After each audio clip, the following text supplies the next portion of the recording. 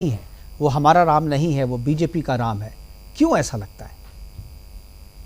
देखिए, सबसे पहली बात तो ना तो कांग्रेस पार्टी ने भगवान श्री राम का विरोध न किया है और न हाँ, भगवान श्री राम के नाम पर अगर भारतीय जनता पार्टी देश की जनता को दुखों की दलदल में फेंकेगी और उस कीचड़ में कमल उगाने की कोशिश करेगी तो उसका विरोध हम करते रहे हैं और करते रहेंगे। आज देश के जो हालात हैं वो सभी के सामने हैं।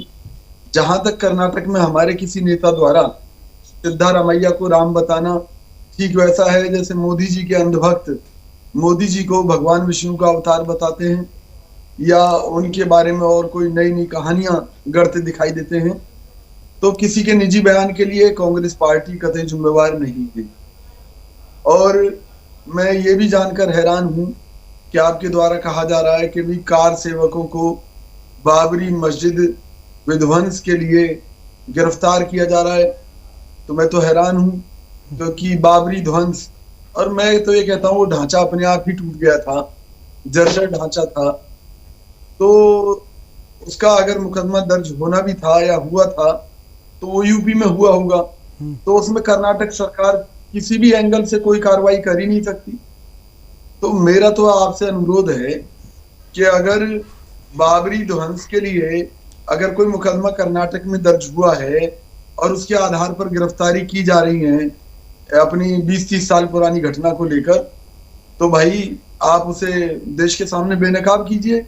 निश्चित तौर पर फिर उन परिस्थितियों में कांग्रेस पार्टी सिद्धारमैया सरकार से भी जवाब मांगेगी, क्योंकि जो उनका ना कार्य क्षेत्र है ना लेना देना है, उस मामले में वो कैसे कार्यवाही कर सकते हैं।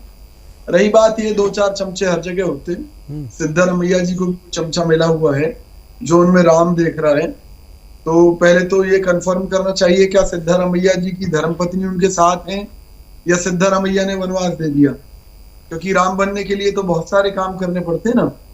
तो क्या सिद्धारमैया जी जनता के लिए मुझे तो लग रहा है कि आप पता नहीं, आप कांग्रेस के पूर्व मंत्री हैं और निजी बयान है तो मुख्यमंत्री कहे ना जी, ये इनका निजी बयान है, मुख्य आपकी पार्टी निकाल दे पार्टी से उनको।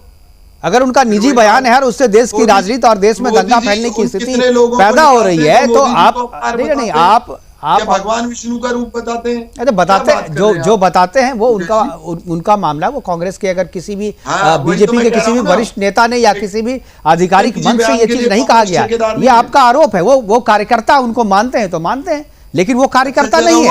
वो दिखाइए, वो एफआईआर है ना भाई साहब, वो तो एफआईआर 30 साल पुरानी, वो जेल में चला गया। आपके मुख्यमंत्री का बयान उस पे आ गया, आपके मुख्यमंत्री का बयान उस पे आ गया और आप कह रहे हैं कि कोई बयान ही नहीं है। आपके मुख्यमंत्री ने कहा कि वो आपराधिक मामला है, बाबरी विध्वंस।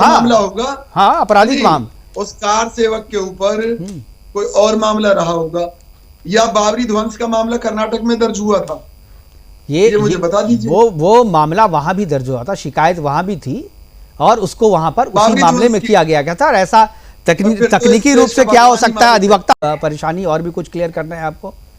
एफआईआर बाहर भी आप पूरे देश भर में एफआईआर। सीधी सी बात बता रहा हूँ हाँ, कि कांग्रेस पार्टी सर्वधर्म सद्भाव में भरोसा रखती है, हिंदू इस देश का मूल नागरिक है, हिंदुओं के धर्म और उनकी आस्थाओं का सम्मान करना कांग्रेस की हमेशा से नीति रही है और कोई हिंदू विरोधी काम ना हमने कभी किया था न करेंगे। ठीक है विजय जी, क्यों कांग्रेस को यह लगता है कि जब तक राम का अपमान नहीं करेंगे, जब तक सनातनियों का अपमान नहीं करेंगे, तब तक जो है हमारा वोट बैंक खुश नहीं होगा, तब तक वो मेरा वोट बैंक मुझे वोट नहीं देगा? विजय जी देखिए मुकेश जी, मैं तो हैरान। सच्चाई ये है कि एक तरफ तो मोदी जी कांग्रेस के ऊपर आरोप लगाते हैं कि कांग्रेस ने मुसलमानों को पिछड़ेपन के लिए रखा है, उन्हें पीछे रखा, उनका विकास नहीं होने दिया, उत्थान नहीं होने दिया। दूसरी तरफ वही भाजपा हम पर तुष्टीकरण का आरोप लगाती है। मैं अभी बता दूं, जो त्रिपाठी जी कह रहे थे कि कांग्रेसी जो है एओ ह्यूम की नाजायज औलादे हैं, तो आजादी के बाद देश में कोई दूसरी पार्टी नहीं थी, सब कांग्रेसी थे, तो उसमें तो त्रिपाठी जी के पूर्वज भी कहीं ना कहीं एओ ह्यूम की औलादे रहे होंगे। बहरहाल मैं इंटरवेन करूंगा। मेरे दादाजी ने नेहरू को जूता मारा था फूलपुर में, रिकॉर्ड है। आपने सुनिए ना, हम वो जूता आपने चलिए आप देखिए इस तरीके की बात है प्लीज। ठीक है आप राजनीतिक विरोध करते हैं, आपके पूर्वज नहीं थे कांग्रेसी, ये कह रहे हैं, ठीक है बस। हाँ अब सुन लीजिए कि भाई सोमनाथ मंदिर का उद्धार किन्होंने कराया?